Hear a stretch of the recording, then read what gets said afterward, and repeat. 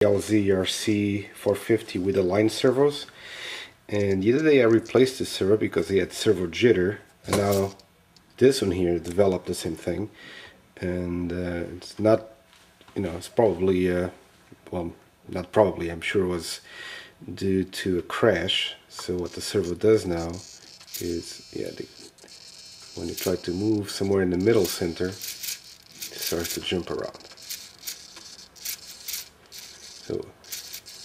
So the problem is the potentiometer. So I've been trying to figure out a way out to fix it, because I can't find potentiometers anywhere. I contacted the Savox and some other places and can't get these potentiometers anywhere.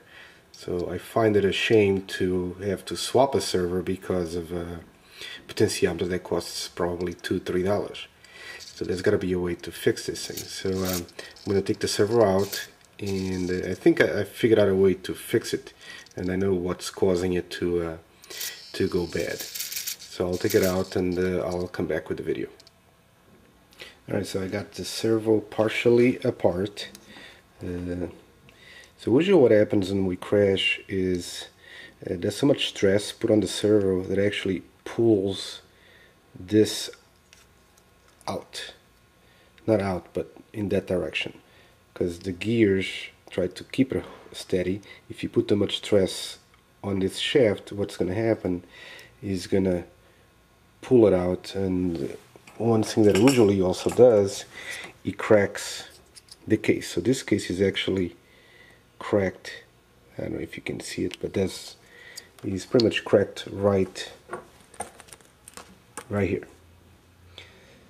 So, and the potentiometer is right here. The shaft of the potentiometer is inside of this shaft, so it gets kind of bent and puts stress on the potentiometer.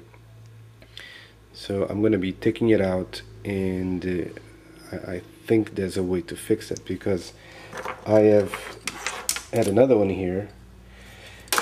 This one had a jitter. I took it apart, and right now it has no jitter, so I think it's fixed. So I'm going to try to do the same thing to this one and reassemble it. So I'm going to take these parts out and take the potentiometer out. Which I'm going to have to do is using a desoldering iron. I got to remove the solder from, I don't know if this could focus. Yeah, from these points right here, 1, 2, 3. Those are the connectors for the potentiometer. So when I take that off, the potentiometer is going to come out this way. So let me do that, and I'll come back. All right, so I used the soldering iron. Actually, I got it from Radio Shack. That sucks the solder out, and so I took the solder out of the little things. So the potentiometer is there. Now you pretty much just pull it out. There you go, and that's it. So that's the potentiometer right there, and this is just a guide for it. Yeah, it's hard to work with just one hand. Okay.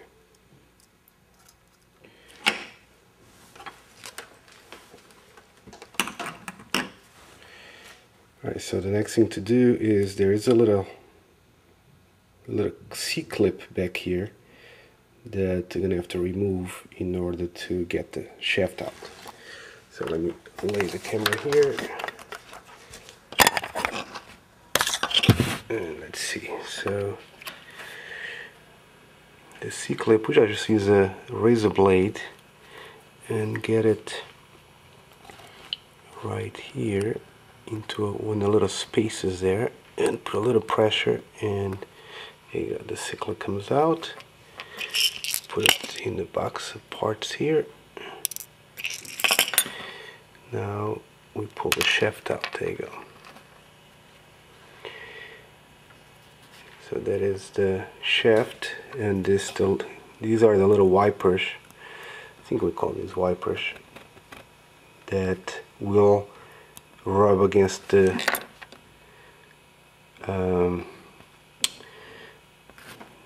resistor there.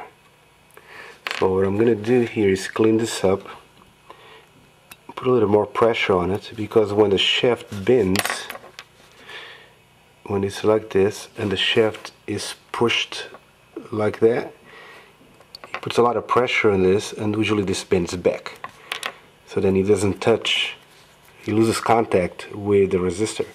So we're going to put a little pressure, bend it forward a little,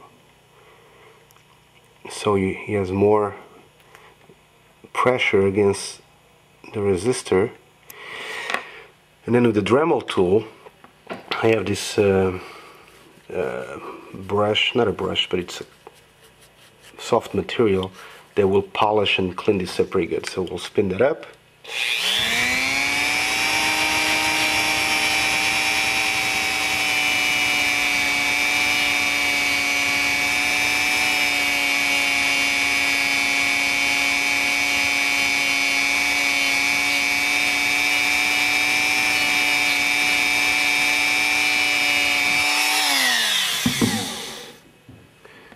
Okay, yeah, it looks good.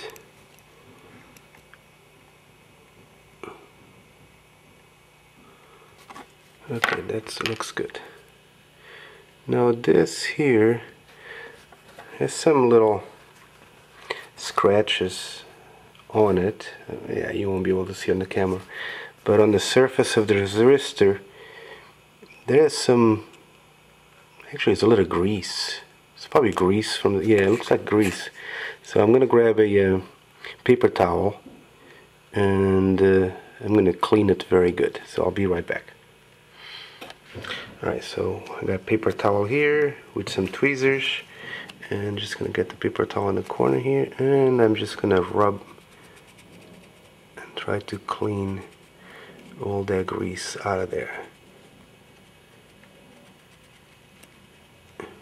Oh, look how, yeah, it's pretty, I don't know if this could focus. Yeah, but it's pretty dark. The paper towel is getting very dark. So let me get another piece there, make sure the metal does not rub against it, just the paper. We're gonna clean that very good.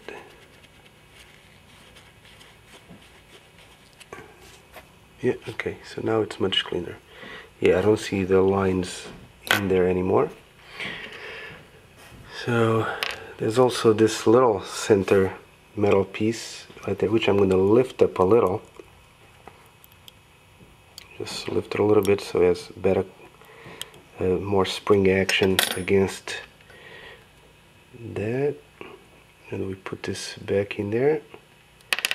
Yeah, it's good, it even pops it out. So we're gonna put that in there. And we're gonna put that little C-clip back on. Alright, use the, let's see, put the C-clip on top of it, line it up, and then, there you go. And you clicked in. Okay, so now I'm gonna solder back in and see what happens. I'm still gonna get a new case for this, but for now I'm just gonna use epoxy glue and glue it on. But first I'm gonna assemble it and make sure this doesn't jitter anymore. Alright, so I assembled the servo. Show me the little aluminum washers for the tops. And so far seems pretty smooth. Let me make sure that throttle hold is on. Yeah, okay, so no more jitter.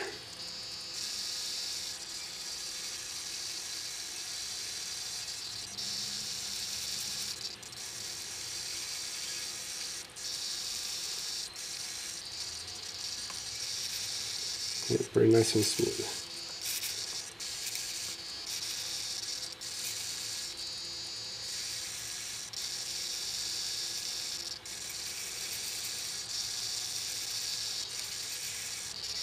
Right, so I hope this helps other people out there with the same problem.